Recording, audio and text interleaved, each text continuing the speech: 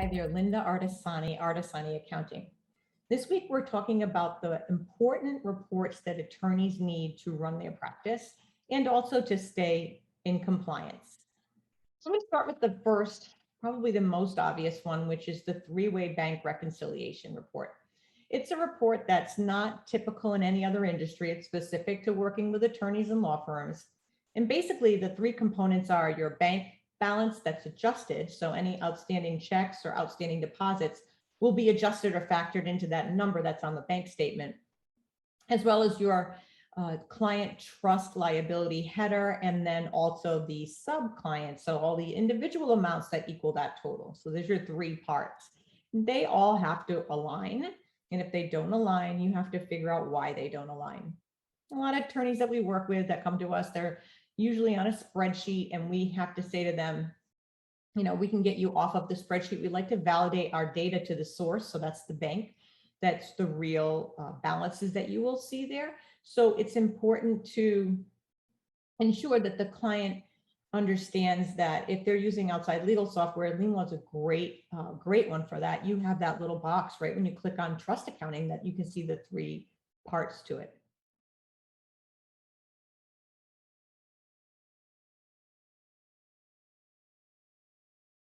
The other reports that attorneys need are very similar to what most industries need. They need a profit and loss, which is going to give them that picture of exactly what happened in that fiscal year, whether that fiscal year is the calendar year or a different year.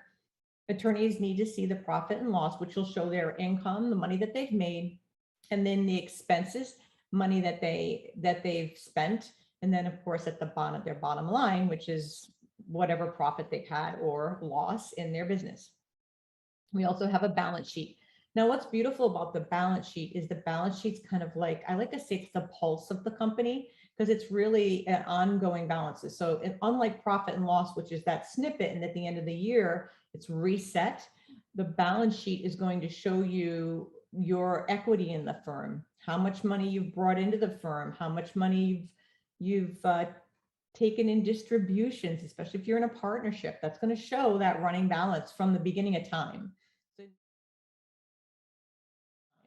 So know that when you see those reports, you'll be like, I didn't have $50,000 out. Well, $50,000 distributed may have come from a period of time. So it's not just that 1 year that you're looking at on the balance sheet report. Another report that I feel it's one of the reports that we are like right all over, especially when we onboard a new client. And that report is the AR aging. So a lot of firms, when they come to us, it's surprising to me, but they actually kind of let AR go by the wayside. So any accounts receivable that's not collected, they will just kind of disregard. They don't really want to do the job. Nobody really wants to do the job of phoning a client and saying, hey, pay me. You feel kind of like, you know, I've done the work. Why aren't you paying me? And it is kind of an uncomfortable feeling. So a lot of times what we will do is we will step in as that outsourced company and take that job off of your plate.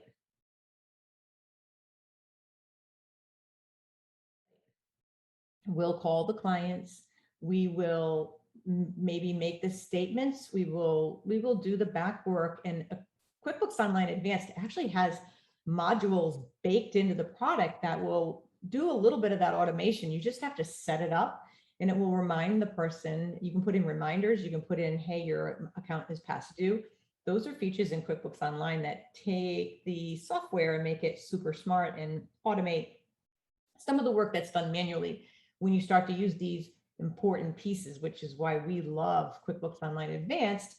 It takes away the human error of maybe sending somebody something. So it takes a bit of setup, but once you get it in there, it just runs in the background for you.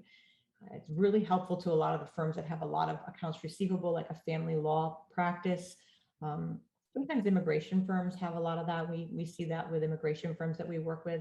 So just know that you will maybe need that extra piece.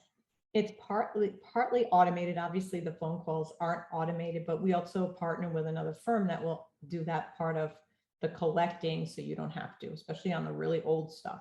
And for some reason, law firms tend to have a heavy amount of heavy amount of balances in the over 90-day column. We really only want to see in the 30-day column. We want to keep it fresh. The older accounts receivable gets, the harder it is to collect.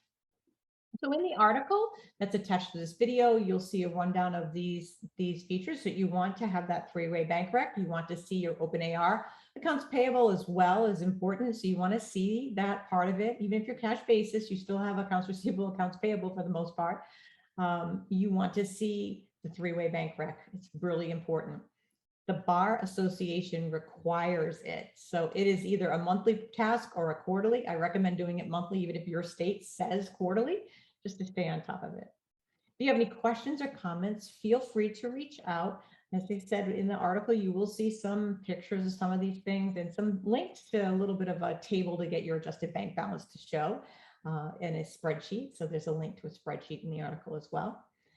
I hope this was helpful to helping you understand what works best. I didn't really touch upon compensation reporting. I'll put a link into that article, and then payroll reports obviously is a whole nother beast. But the compensation reporting is really specific to the firm, and you will see that. I have an article that really goes through all the different types of compensation that attorneys do, like eat what you kill. So that goes into a lot of detail on how to set that up. So on that note, if you're an attorney needing some help with your accounting, this is the work we do, or you want to get off of some antiquated software, reach out. We do this work too. And if you are a bookkeeper or accountant and you'd like to learn more about the legal industry, join us in the Accountants Law Lab. Links will be in the article, and please hit subscribe to stay in touch. Take care. Bye now.